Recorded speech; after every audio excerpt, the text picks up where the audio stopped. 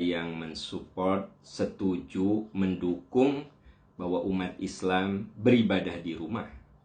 Bahkan hari Jumat pun tidak perlu Jumatan, tetapi lakukan saja sholat duhur di rumah masing-masing.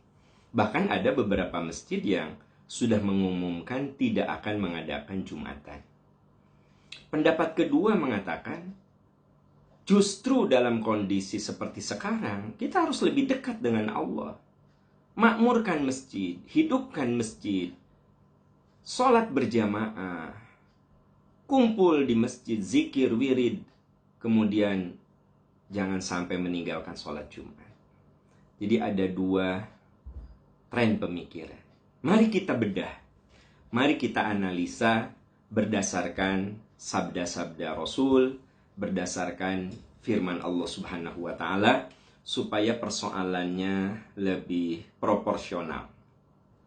Di dalam hadis riwayat Imam Bukhari, Rasulullah bersabda, "Idza sami'tum bit-ta'un bi ardin fala tadkhuluha." Apabila kamu mendengar ada wabah virus di suatu tempat, fala tadkhuluha, jangan kamu masuk ke tempat itu. Wa idza waqa'a bi ardin, apabila terjadi wabah itu di satu tempat, wa antum biha, sedangkan kamu ada di situ, fala takhruju minha, maka kamu jangan keluar darinya. Ini hadis sahih, hadis Imam Bukhari. Jadi Rasulullah Shallallahu Alaihi Wasallam sudah memberikan arahan. Kalau ada satu wabah, kamu jangan datang ke tempat wabah. Dan kalau kamu berada di tempat yang ada wabah, kamu jangan keluar dari situ. Ini cara yang modern untuk memutus tersebarnya virus yang mewabah, begitu. Rumusnya dari Rasul sudah ada. Kemudian ada hadis yang diriwayatkan oleh Ibnu Majah. Rasulullah bersabda, "La dharara wa la dhirara." La dharara, tidak boleh kita memadorotkan orang lain. Wala dhirara, dan jangan sampai kamu menjerumuskan diri pada kemadorotan. Kita tidak boleh mencelakakan orang lain. Dan waktu yang bersamaan, kita pun tidak boleh mencelakakan diri kita. Mencelakakan orang lain tidak boleh. Mencelakakan diri kita juga tidak boleh. Ini dalil kedua yang diriwayatkan oleh Imam Ibnu Majah. Kemudian, di dalam surat At-Taghabun ayat 16, Allah Subhanahu wa Ta'ala berfirman, "Fattaqullaha mastata'tum." Takwalah kamu kepada Allah sesuai dengan kadar kemampuan. Yang dimaksud dengan kadar kemampuan bisa bermakna juga sesuai dengan situasi kondisi yang ada. Wasma'u wa ati'u wa anfiqu khairan li anfusikum. Kamu dengar, kamu taat apa yang disampaikan Allah dan Rasul, dan menginfakkan harta itu lebih baik bagi dirimu. Nah, ini isyarat apa? Bahwa ketika kita punya rezeki yang kurang, kita cukupnya hanya memenuhi kebutuhan pokok untuk sekolah anak-anak, untuk makan, untuk sewa rumah, kontrak rumah, ya takwalah semampu kamu. Sekalipun kita tidak mengeluarkan infak itu, minimal hati kita ingin melakukannya. Itu yang namanya takwa sesuai kemampuan kamu. Juga takwa bisa bermakna sesuai dengan situasi, kondisi yang kita hadapi.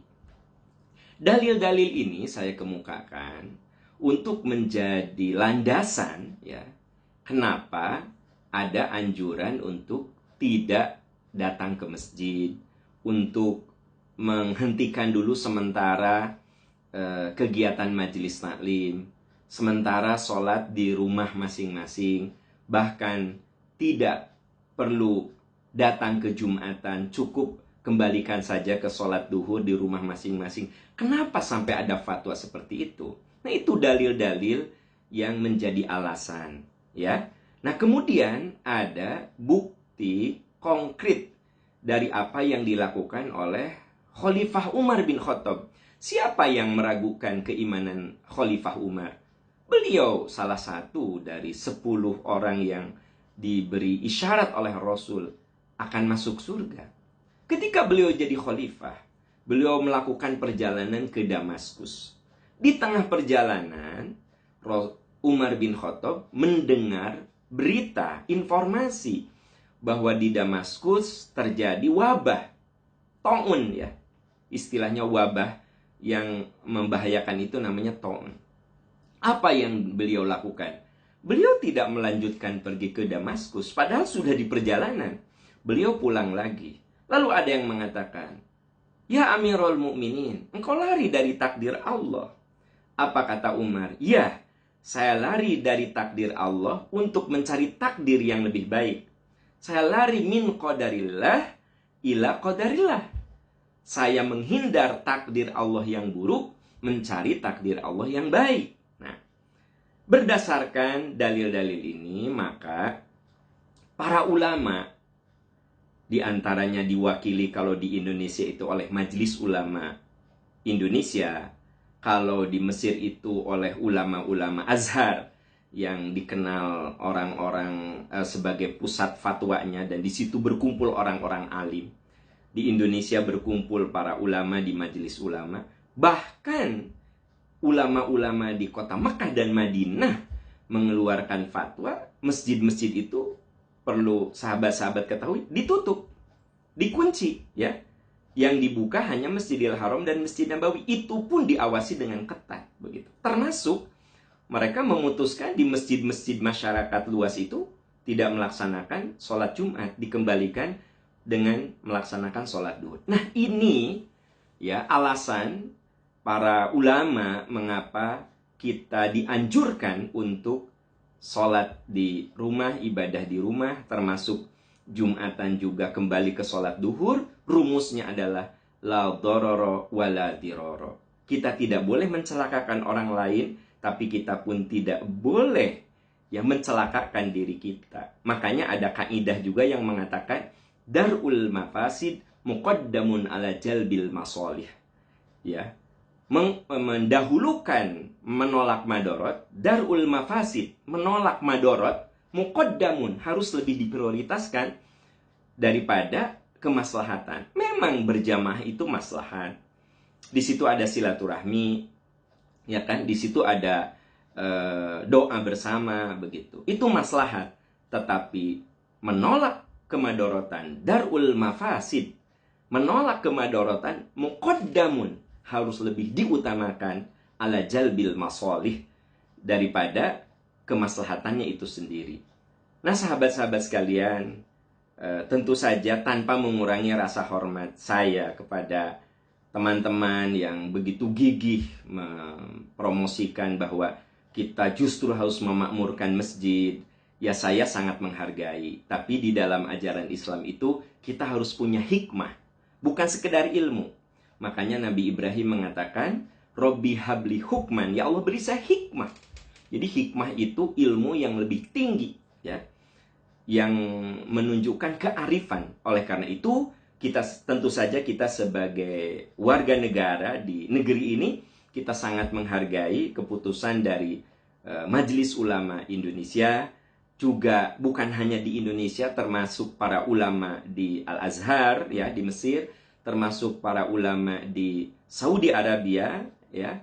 Itu beliau-beliau bersepakat memberikan fatwa untuk menghindari kerumunan, termasuk di dalamnya adalah melaksanakan sholat berjamaah. Silahkan di rumah masing-masing.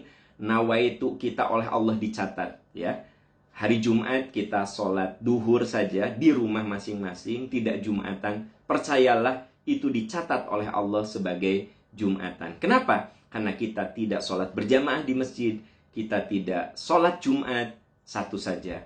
Karena darul mafasid, kita ingin menjauhkan dari kemadorotan. La dororo wala diroro. Kita tidak mau mencelakakan orang lain, dan kita pun tidak mau celaka. Mari kita Mari kita amalkan ajaran Islam yang agung, dan tentu saja kita selalu bermohon kepada Allah agar kita semua diberi kekuatan untuk bisa menyelesaikan ujian ini. Semoga Allah memberkahi kita, semoga Allah melindungi kita. Subhanaka Allahumma wa bihamdika, asyhadu an la ilaha illa anta, astaghfiruka wa atubu ilaik. Walhamdulillahi rabbil alamin. Wassalamualaikum warahmatullahi wabarakatuh.